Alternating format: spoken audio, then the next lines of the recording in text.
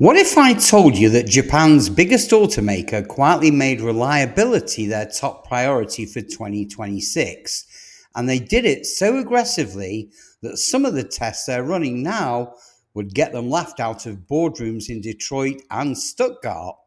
And what if I also told you that one of these SUVs is coming with a powertrain warranty so long that it feels like a dare, like the engineers are practically challenging you to break it? And the crazy part is that that's not even the most shocking thing happening behind the scenes. So, what's happening inside those engineering labs right now is going to make a lot of global brands rethink what they call quality. So, just before we do take a deep dive, it's imperative, as always, that you hit that like button and subscribe so that you get notified the minute we produce another game changing video that affects your future choice of car or SUV.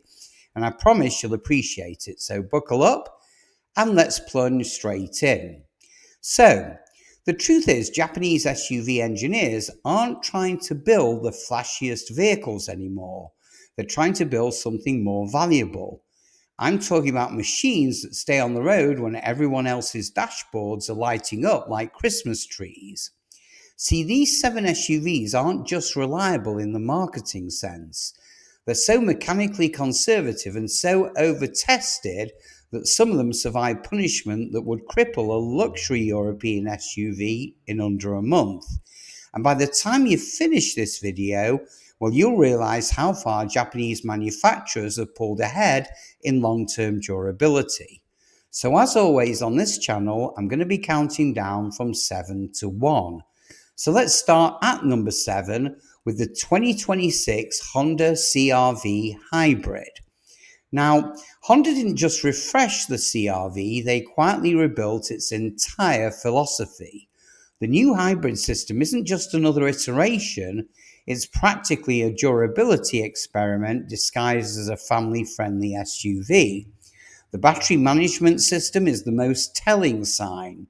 So instead of choosing air cooling or liquid cooling, Honda decided to use both simultaneously, dual channel thermal control. Now, I know it sounds excessive until you realize how much heat actually kills lithium cells. Honda wanted a system that barely ages even when abused. They tested it in conditions that no owner would ever have to face. So they baked it in triple-digit desert heat until the asphalt beneath the trees softened, running it continuously for days at a time, and then slamming it into deep freeze temperatures and demanding full power instantly.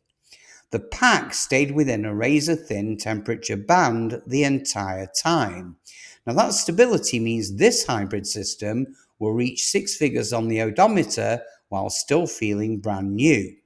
The gas engine is deliberately modest because Honda engineers have known for decades that restrained output equals long life. And that's why they integrated their simplified single gear reduction ECVT design. See, it doesn't rely on belts or pulleys or complex shifting logic that eats itself alive under high load. It's just mechanical simplicity paired with electrical torque. And you can see Honda's obsession with longevity in meaningless to most details, like the insulation material behind the interior panels. They switched to a foam that doesn't collapse over time. And what it does do is it prevents decades worth of rattles before they even start. Now, that kind of thinking only comes from an automaker that prioritizes long-term ownership over flashy specs. Down to number 6, and at number 6 is the 2026 Mazda CX-50, a vehicle that feels like it was built by people who get personally offended when something actually breaks. See, Mazda doesn't crank out vehicles at the volume of Toyota or Honda, and that slow and steady pace really shows. Workers have got more time on each unit, and it results in something rare in mass market vehicles, and that's consistency. The heart of the CX-50 is its refined 2.5-litre Skyactiv engine, and Mazda actually made the controversial decision to dial horsepower back a little bit for 2026, not because they couldn't make more, but because they wanted the engine to run at lower stress levels. They stretched the engine's stroke, they pulled the torque band downward, and they redesigned combustion to be smoother, not more explosive. So instead of lighting off fuel like a firecracker, Mazda tuned it to burn in a gentle wave that reduces pressure spikes that slowly tear engines apart. So it's actually the opposite of performance tuning, and that's why it lasts. Now, rust was Mazda's Achilles heel decades ago, and they've since become paranoid about corrosion. The CX-50's body protection is more like what you'd find in a high-end European SUV. Galvanized panels everywhere, thick anti-corrosion coatings, and hidden cavities filled with wax so moisture can't sit inside structural pockets. Now, you can live in the worst possible climate and this vehicle will hold up better than most so-called rugged SUVs. Even the 6-speed automatic, yes, you heard right, only 6 gears, was chosen on purpose. See, Mazda refused to chase 8-speed and 10-speed trends because they introduced complexity and shrinking durability margins. So they stuck with a proven design with more fluid capacity than needed and a lockup strategy that drastically cuts down internal wear. And the suspension bushings, well, Mazda developed a polyurethane compound that refuses to dry out the way conventional rubber does. Engineers tried to accelerate their aging process during testing, and they barely changed. Small component resulting in huge long-term payoff. And now we're down to number 5. And at number 5, the 2026 Subaru Outback Wilderness. Now, Subaru's reputation took a beating years ago thanks to head gasket failures and CVT complaints. So the 2026 Wilderness isn't just an upgrade, it's Subaru's redemption arc. The turbo boxer engine was rebuilt from the block up. The sealing surfaces are so precisely machined now that Subaru measures them in fractions of microns. The multi-layer steel gaskets distribute heat and pressure evenly, solving a problem that haunted them for a generation. Cooling was another weakness that Subaru attacked aggressively. They boosted coolant capacity, they redesigned the radiator, and they integrated additional oil cooling to stabilize temperatures under extreme load. The CVT, longer Subaru sore spot, now starts with a real first gear, so that means no more belt slipping during takeoff. Heat is the enemy of every CVT ever made, so Subaru enlarged the fluid capacity and the cooling system to bring operating temperatures down significantly. But what truly makes the Wilderness variant special is its armor. The underside is protected with actual steel plates, thick enough to shrug off rocks that would punch holes through other SUVs' oil pans or fuel lines. Now, that's not an accessory, it's absolutely standard. Now, when you prevent impacts from reaching fragile components, you prevent the catastrophic failures that kill engines and electronics in one unlucky moment. So Subaru beefed up suspension parts, they used progressive springs, and they strengthened bushings so the vehicle still feels planted even when the odometer is deep into 6-figure territory. Down to number 4, and at number 4, the 2026 Lexus GX 550, which is basically a luxury tank wearing a premium badge. Now, Lexus took the old school body-on-frame philosophy and they merged it with engineering decisions that seemed almost defiant.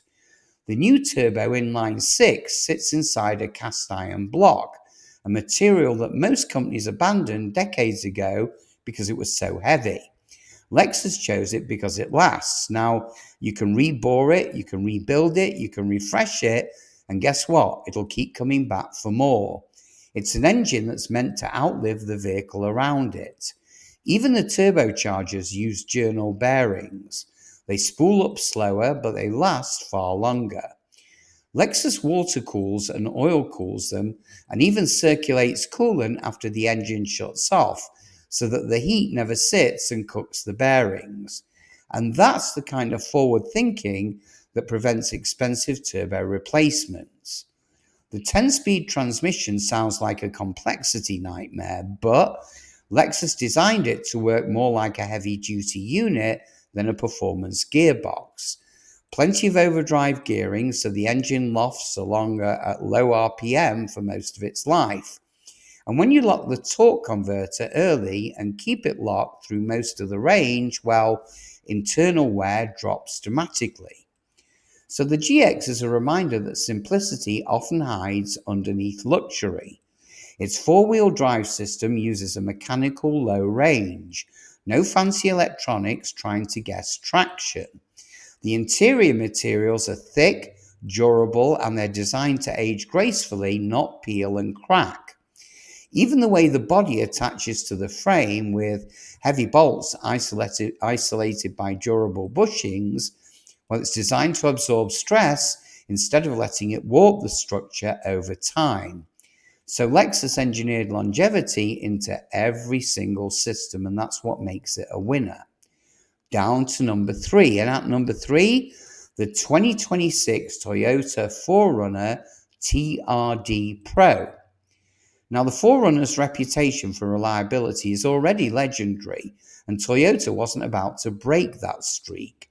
So instead of chasing massive horsepower, they went for a turbocharged 4-cylinder tuned for low-end torque. Now, that may not sound as exciting as the outgoing V6 at first glance, but the numbers reveal why it'll last much longer. See, when peak torque arrives at a low engine speed, the internal components don't have to spin themselves to death in order to produce power, and less strain equals more years of life. Now, Toyota already tested versions of this engine extensively in trucks like the Tacoma before putting it in the 4Runner. They spent nearly a decade ironing out weak points, so the 2026 version feels more mature from day one. The accompanying 8-speed automatic was built specifically around Toyota's durability requirements. You've got oversized clutches, reinforced torque converter, and more fluid than the typical unit to keep temperatures down.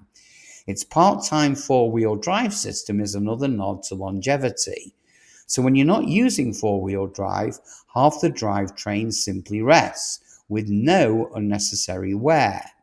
Now, Toyota also factory coats the frame with thick underbody protection that dramatically slows down rust, especially when combined with routine owner maintenance. And that's why 20-year-plus 4Runners in harsh climates are still structurally intact with proper care. And now we're down to the top 2, starting at number 2 with the 2026 Honda Pilot TrailSport. Now, Honda's V6 may be one of the last of its kind, and they're sending it out with a masterpiece level refinement.